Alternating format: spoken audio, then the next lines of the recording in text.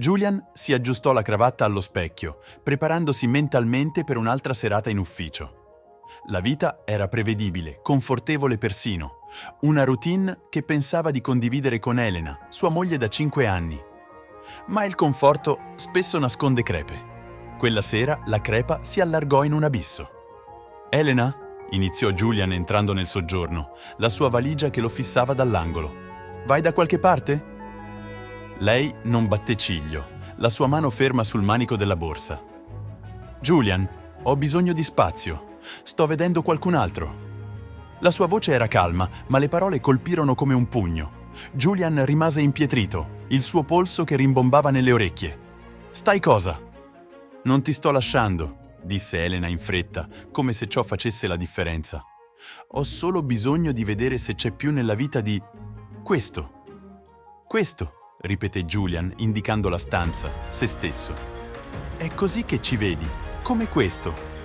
Lei esitò, evitando il suo sguardo. Il suo silenzio disse abbastanza. I giorni successivi furono confusi. Julian dormiva nella stanza degli ospiti. La casa, un tempo accogliente, ora un campo di battaglia di evitamento e tensione. Mentre Elena faceva la casalinga con qualcun altro, Julian decise che non si sarebbe autocommiserato. Invece prese una decisione. Entro venerdì, Julian si trovò davanti allo specchio di un salone di lusso, un taglio di capelli più audace che incorniciava i suoi occhi determinati. «Meriti di meglio», mormorò al suo riflesso, sistemando l'elegante abito blu scuro che aveva appena acquistato. Quella sera incontrò Karina. Non era del tutto una sconosciuta, una conoscente attraverso il lavoro, ma quella sera non era solo una collega. Era un promemoria che il mondo non finiva con Elena. Karina era tutto ciò che Elena non era. La sua risata era spontanea, la sua presenza calda e genuina.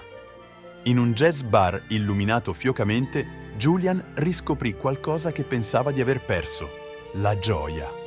Ballarono i loro movimenti senza sforzo e per un momento il peso del tradimento si sollevò. Quando Julian tornò a casa dopo mezzanotte, Elena lo stava aspettando. Il suo vestito rosso era sgualcito, la sua espressione cauta. «Dove eri?» «Fuori», disse Julian, il tono secco. «Con chi?» «Dimmi il nome del tuo appuntamento e io ti dirò il mio», ribatté, osservando il suo viso impallidire. La tensione raggiunse il suo apice. La mattina successiva, Elena stava sulla soglia mentre Julian impacchettava l'essenziale. «Te ne vai?» «Qual è il senso di restare?» rispose, chiudendo la borsa con decisione. La compostezza di Elena si incrinò. «Julian, era solo un appuntamento». «No», interruppe Julian, la voce ferma. «È stata una scelta. Hai scelto lui al posto di noi». Passarono settimane e Julian ricostruì la sua vita. Si trasferì in un elegante appartamento e si immerse nel lavoro. Karina divenne una presenza costante, la sua gentilezza un balsamo per le sue ferite. Condividevano conversazioni notturne, cene lente e risate che sembravano curative. Ma proprio quando la vita si era assestata in un nuovo ritmo, un bussare alla porta in una notte piovosa riportò il passato a galla. Elena era lì, fradicia e tremante. «Possiamo parlare?» Davanti a un caffè, Elena riversò i suoi rimpianti. «Pensavo di aver bisogno di qualcosa di più, Julian», disse, la voce rotta. «Ma ora vedo che avevo tutto con te». Julian ascoltò, combattuto tra la storia che condividevano e il futuro che stava costruendo con Karina. «Elena, non mi hai solo ferito», disse infine Julian. «Hai distrutto le fondamenta di tutto ciò che abbiamo costruito. Non credo di poter tornare indietro». Le sue lacrime scorrevano liberamente, ma Julian provava solo chiarezza. La supplica di Elena per un'altra possibilità si scontrava con i confini quieti ma fermi di Karina. «Non sarò un premio di consolazione», aveva detto Karina. Le sue parole riecheggiavano nella mente di Julian mentre si trovava sulla soglia di due vite, una legata al suo passato, l'altra a un futuro incerto. Dopo giorni di riflessione, Julian scelse. Fece sedere Elena un'ultima volta. «Avrò sempre cura di te, ma ho bisogno di andare avanti senza di te». Mentre Julian chiudeva la porta al capitolo di Elena, trovò conforto tra le braccia di Karina. Presero le cose con calma, la loro relazione costruita sulla fiducia e sul rispetto reciproco. La risata di Karina divenne il suo suono preferito, la sua presenza un promemoria che l'amore non deve ferire. Mesi dopo, Julian ricevette una lettera da Elena, un ultimo pezzo di chiusura. «Sto lavorando su me stessa», scrisse. «Spero che tu abbia trovato la felicità». Julian sorrise piegando la lettera. La felicità non era qualcosa che aveva trovato, era qualcosa che aveva ricostruito, un pezzo alla volta. La vita con Karina era stabile ma emozionante. Portava un senso di pace tranquilla nel mondo di Julian e la sua natura equilibrata gli ricordava ciò che contava davvero. I loro fine settimana erano trascorsi esplorando gallerie d'arte, provando nuove ricette o semplicemente godendo della compagnia reciproca. Un soleggiato sabato, Julian e Karina si ritrovarono a passeggiare attraverso un vivace mercato contadino. Gli occhi di Karina si illuminarono davanti a una bancarella che vendeva pasticcini appena sfornati, il suo entusiasmo contagioso. Julian rise mentre lei insisteva per assaggiare quasi ogni tipo di pane, la sua gioia facendogli dimenticare le cicatrici del suo passato. «Sarai tu a portare la borsa», lo stuzzicò Karina con l'assortimento che aveva acquistato. «Con piacere», rispose Julian, avvicinandosi per un bacio. Non era la passione ardente e imprevedibile che conosceva una volta, ma una fiamma calda e costante che sembrava più sostenibile. Proprio quando Julian iniziava a sentirsi sicuro nella sua nuova relazione, sussurri di dubbio cominciarono a insinuarsi. E se i sentimenti di Karina per lui non fossero forti come i suoi per lei? E se lei lo avesse lasciato, proprio come Elena? Una sera, mentre erano sdraiati sul divano a guardare un documentario, Julian sbottò: «Karina, perché mi ami?» Lei si girò, sorpresa dalla domanda. «Da dove viene questo?» «Credo di avere paura». «E se non fossi abbastanza?» ammise Julian, la voce appena un sussurro. Karina prese la sua mano, gli occhi dolci. «Julian, l'amore non riguarda l'essere abbastanza. Si tratta di scegliersi a vicenda, con tutti i difetti. E io scelgo te ogni giorno». Le sue parole lo colpirono come un'onda lenitiva, lavando via le insicurezze che erano rimaste dal tradimento di Elena. Mentre Julian andava avanti, la vita di Elena precipitava. La sua relazione con Kevin, l'uomo che aveva scelto al posto di Julian, era tutt'altro che appagante. Ciò che era iniziato come una fuga emozionante si trasformò rapidamente in litigi, sfiducia e rimpianto. Kevin, si scoprì, non era l'uomo che aveva immaginato. Era affascinante all'inizio, ma mancava della profondità emotiva e della stabilità che Julian aveva fornito. La realizzazione colpì Elena una notte mentre sedeva da sola nell'appartamento che condividevano, scorrendo le foto di lei e Julian di tempi più felici. Consunta dal rimpianto, Elena escogitò un piano, non per riconquistare Julian, ma per fargli provare il dolore che stava sopportando. Elena contattò Karina con la scusa di voler chiarire. Invitò Karina a pranzo, inquadrando l'incontro come un tentativo di trovare una chiusura per tutti gli interessati. Con riluttanza, Karina accettò.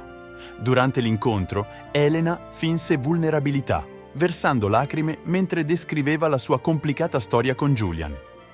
«Non voglio interferire», disse Elena, tamponandosi gli occhi con un tovagliolo. «Ma pensavo che dovessi sapere che Julian non è stato completamente onesto con me quando stavamo insieme». Karina ascoltò, ma non reagì come Elena aveva sperato. Invece di dubitare di Julian, andò direttamente da lui. Quella sera, Karina affrontò Julian. «Elena mi ha contattata oggi», disse. «Ha detto alcune cose, ma ho bisogno di sentire la verità da te». Julian sospirò, passando una mano tra i capelli. «Karina, qualunque cosa ti abbia detto, devi sapere che non lo sta facendo per trovare una chiusura. Lo sta facendo perché sta faticando a andare avanti». Karina lo studiò per un momento prima di annuire. «Ti credo», disse semplicemente. Julian sentì un peso sollevarsi dal petto. La fiducia di Karina era una testimonianza del legame che avevano costruito, un legame che le interferenze di Elena non potevano scuotere. Il tentativo fallito di sabotaggio di Elena la costrinse a confrontarsi con la profondità del suo dolore.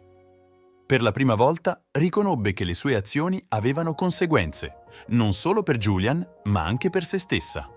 Cercò terapia, determinata a capire perché aveva sabotato la migliore relazione che avesse mai avuto. Attraverso l'introspezione, Elena iniziò a vedere i suoi schemi di autodistruzione. Lentamente iniziò a ricostruire la sua vita, non per qualcun altro, ma per se stessa. I mesi divennero un anno e l'amore tra Julian e Karina si approfondì. In una fresca serata autunnale, Julian pianificò una sorpresa per Karina, una proposta che rifletteva tutto ciò che avevano costruito insieme. La condusse allo stesso jazz bar dove avevano ballato per la prima volta, l'illuminazione soffusa e le melodie delicate creando l'atmosfera perfetta. Mentre si muovevano al ritmo della musica, Julian tirò fuori una piccola scatola di velluto. «Karina, sei entrata nella mia vita quando pensavo di non poter amare di nuovo. Mi hai mostrato cosa significa essere apprezzato, supportato e veramente compreso. Vuoi sposarmi?» Le lacrime riempirono gli occhi di Karina mentre annuiva. «Sì, Julian, 1000 volte sì». Julian provò un'ondata di emozioni, gioia, sollievo, amore. Le loro promesse erano personali e sentite. Karina parlò di aver trovato la sua casa nella gentilezza e nella forza di Julian, mentre Julian promise di proteggere sempre l'amore che avevano costruito insieme. Mentre si scambiavano gli anelli, la folla esplose in applausi e per Julian fu come un momento di chiusura del cerchio. Prova che la vita ha un modo di guarire anche le ferite più profonde. Mentre salutavano gli ospiti durante il ricevimento, Julian notò un volto familiare che si aggirava sul fondo. Era Elena. Anche Karina lo notò. La sua presa sulla mano di Julian si strinse leggermente. «Stai bene?» chiese dolcemente. Julian annuì.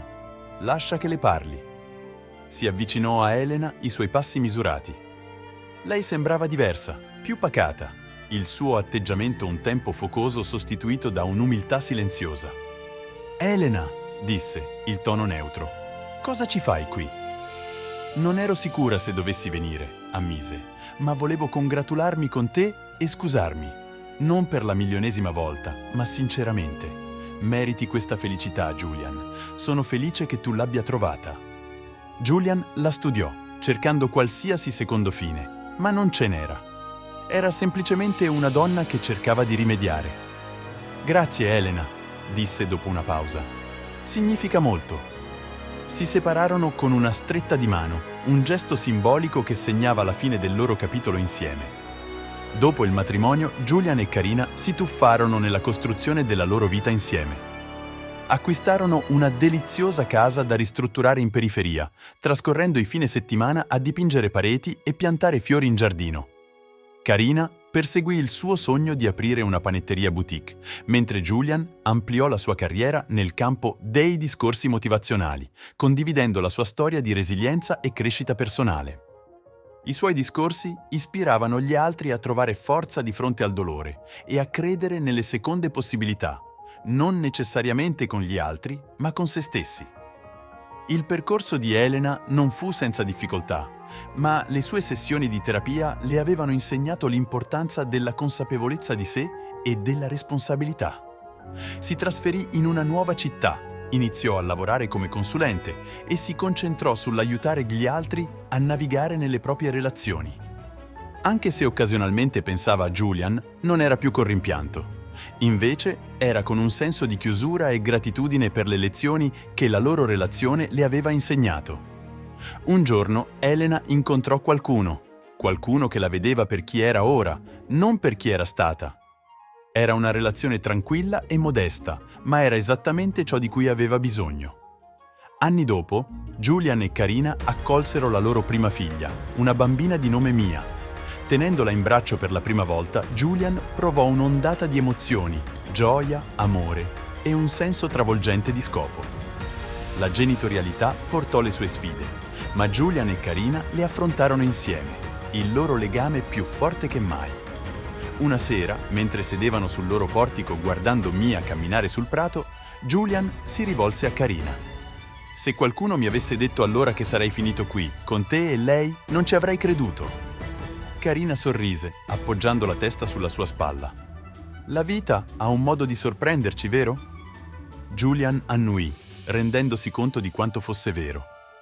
I discorsi motivazionali di Julian alla fine si trasformarono in un memoir bestseller intitolato Rotto poi bello, un viaggio di amore e resilienza. Dettagliava le sue esperienze con il tradimento, la guarigione e la riscoperta dell'amore.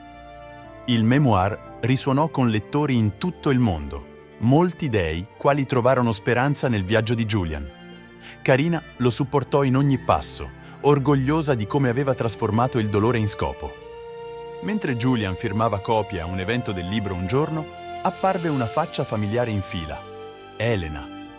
Teneva una copia del suo libro, la sua espressione calda ma composta. «Hai davvero cambiato tutto, vero?» disse quando fu il suo turno. Julian sorrise, porgendole il libro firmato. «Lo facciamo tutti, a modo nostro». Elena annuì e con un ultimo saluto si allontanò, scomparendo tra la folla. Per Julian non era solo la fine di un capitolo, era la fine di un'era. Aveva trovato la sua felicità, la sua pace e soprattutto se stesso. Cosa faresti se ti trovassi al posto di Julian? Pensi che avresti avuto la stessa forza di reagire? Facci sapere la tua opinione nei commenti qui sotto. Se questa storia ti ha colpito, lascia un like e iscriviti al canale per non perderti le prossime avventure.